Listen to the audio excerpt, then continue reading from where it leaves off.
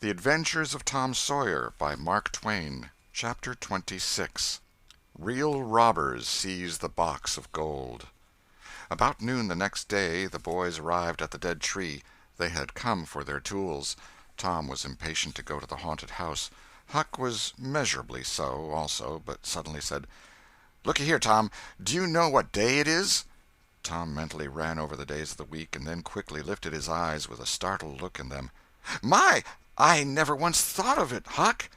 "Well, I didn't either, but all at once it popped onto me that it was Friday. Blame me, a body can't be too careful, Huck. We might 'a' got into an awful scrape tackling such a thing on a Friday."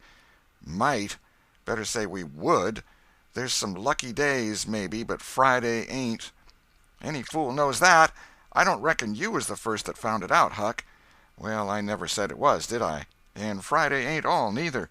I had a rotten bad dream last night. Dreamt about rats." "No! Sure sign of trouble. Did they fight?" "No." "Well, that's good, Huck. When they don't fight it's only a sign that there's trouble around, you know. All we got to do is to look mighty sharp and keep out of it. We'll drop this thing for today and play. Do you know Robin Hood, Huck?" "No. Who's Robin Hood?" "Why, he was one of the greatest men that was ever in England, and the best. He was a robber." "Cracky, I wished I was." "Who did he rob?" "Only sheriffs and bishops and rich people and kings and such like. But he never bothered the poor. He loved 'em. He always divided up with 'em perfectly square." "Well, he must have been a brick." "I bet you he was, Huck. Oh, he was the noblest man that ever was. They ain't any such men now, I can tell you. He could lick any man in England with one hand tied behind him, and he could take his yew-bow and plug a 10-cent piece every time, a mile and a half." "What's a yew-bow?" "I don't know. It's some kind of a bow, of course, and if he hit that dime only on the edge, he would set down and cry and curse. But we'll play Robin Hood, and it's nobby fun. I'll learn you." "I'm agreed." So they played Robin Hood all afternoon, now and then casting a yearning eye down upon the haunted house and passing a remark about the morrow's prospects and possibilities there.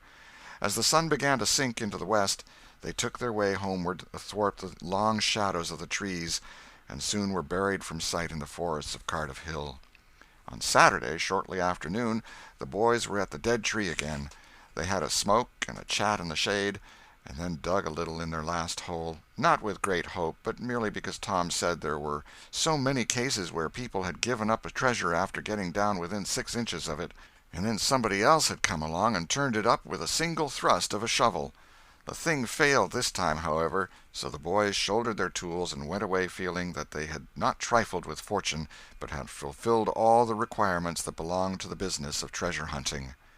When they reached the haunted house there was something so weird and grisly about the dead silence that reigned there under the baking sun, and something so depressing about the loneliness and desolation of the place, that they were afraid, for a moment, to venture in.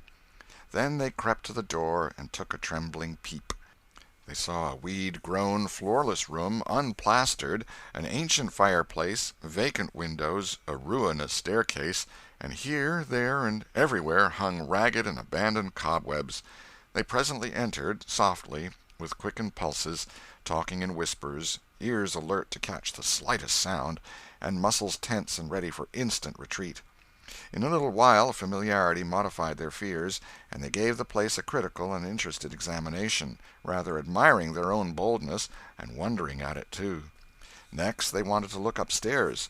This was something like cutting off the retreat. But they got to daring each other, and of course there could be but one result. They threw their tools into a corner and made the ascent. Up there were the same signs of decay. In one corner they found a closet that promised mystery, but the promise was a fraud, there was nothing in it. Their courage was up now, and well in hand. They were about to go down and begin work when— "Shh!" said Tom. "What is it?" whispered Huck, blanching with fright. "Shh! There! Hear it?" "Yes. Oh, my! Let's run! Keep still! Don't you budge! They're coming right toward the door." The boys stretched themselves upon the floor with their eyes to knot-holes in the planking, and lay waiting in a misery of fear. "They've stopped! No, coming! Here they are! Don't whisper another word, Huck! My goodness, I wish I was out of this." 2 men entered. Each boy said to himself, There's the old deaf and dumb Spaniard that's been about town once or twice lately. Never saw t'other man before." T'other was a ragged, unkempt creature with nothing very pleasant in his face.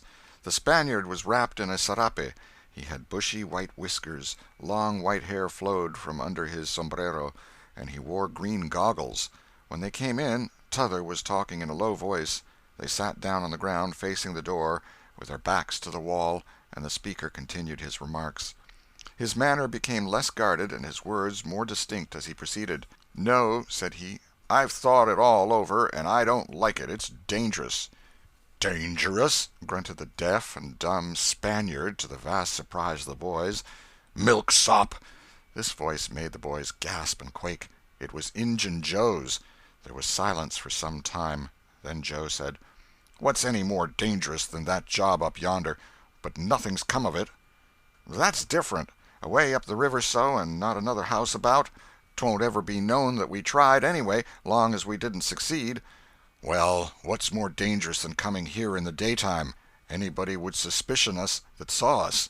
"I know that. But there warn't any other places handy after that fool of a job. I want to quit this shanty. I wanted to yesterday, only it weren't any use trying to stir out of here with those infernal boys playing over there on the hill right in full view." Those infernal boys quaked again under the inspiration of this remark, and thought how lucky it was that they had remembered it was Friday and concluded to wait a day. They wished in their hearts they had waited a year. The two men got out some food and made a luncheon. After a long and thoughtful silence, Injun Joe said, "Look here, lad, you go back up the river where you belong. Wait there till you hear from me. I'll take the chances on dropping into this town just once more for a look. We'll do that dangerous job after I've spied around a little and think things look well for it. Then for Texas. We'll leg it together." This was satisfactory. Both men presently fell to yawning, and Injun Joe said, "I'm dead for sleep. It's your turn to watch." He curled down into the weeds, and soon began to snore. His comrade stirred him once or twice, and he became quiet. Presently the watcher began to nod. His head drooped lower and lower, and both men began to snore now. The boys drew a long, grateful breath. Tom whispered, "Now's our chance. Come." Huck said, "I can't. I'd die if they was to wake." Tom urged. Huck held back. At last Tom rose slowly and softly and started alone, but the first step he made wrung such a hideous creak from the crazy floor that he sank down almost dead with fright. He never made a second attempt. The boys lay there counting the dragging moments till it seemed to them that time must be done and eternity growing gray, and then they were grateful to note that at last the sun was setting. Now one snore ceased. Injun Joe sat up, stared around, smiled grimly upon his comrade, whose head was drooping upon his knees, stirred him up with his foot, and said, "Here, you're a watchman, ain't you? All right, though, nothing's happened." "My, have I been asleep?" "Oh, partly. Nearly time for us to be moving, pard. What'll we do with what little swag we've got left?" "I don't know. Leave it here as we've always done, I reckon.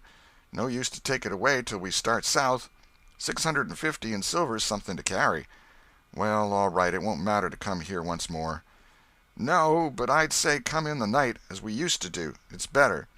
"Yes, but look here, it may be a good while before I get the right chance at that job. Accidents might happen. 'Tain't in such a very good place. We'll just regularly bury it, and bury it deep." "Good idea," said the comrade, who walked across the room, knelt down, raised one of the rearward hearthstones, and took out a bag that jingled pleasantly. He subtracted from it $20 or $30 for himself, and as much for Injun Joe, and passed the bag to the latter, who was on his knees in the corner now, digging with his bowie knife. The boys forgot all their fears, all their miseries in an instant. With gloating eyes they watched every movement. Luck! The splendor of it was beyond all imagination. $600 was money enough to make half a dozen boys rich. Here was treasure hunting under the happiest auspices. There would not be any bothersome uncertainty as to where to dig. They nudged each other every moment, eloquent nudges and easily understood, for they simply meant, "Oh, but ain't you glad now we're here?" Joe's knife struck upon something. "Hello," he said. "What is it?" said his comrade. "Half-rotten plank. "No, it's a box, I believe. Here, bear a hand and we'll see what it's here for. Never mind, I've broke a hole." He reached his hand in and drew it out. "Man, it's money!" The two men examined the handful of coins. They were gold. The boys above were as excited as themselves, and as delighted. Joe's comrade said, "We'll make quick work of this. There's an old rusty pick over amongst the weeds in the corner the other side of the fireplace. I saw it a minute ago." He ran and brought the boys' pick and shovel.